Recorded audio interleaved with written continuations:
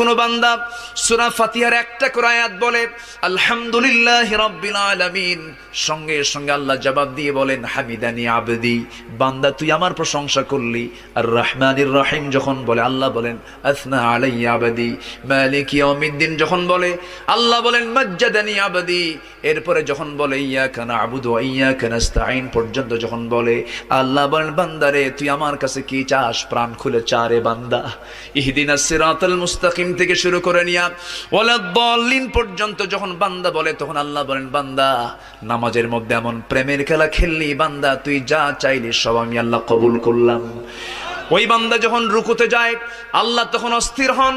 ওই বান্দা যখন সিজদায় যাওয়ার জন্য প্রস্তুতি নাই, সমস্ত ফেরেশতাকে ডাক দিয়ে বলেন ও ফেরেশতারা, এই বান্দাগুলো আমাকে দেখলো না, রাসূলকে দেখলো না, কোরআনকে দেখে হাদিসকে বিশ্বাস করে আমাকে খুশি করার জন্য তার সবচেয়ে সম্মানজনক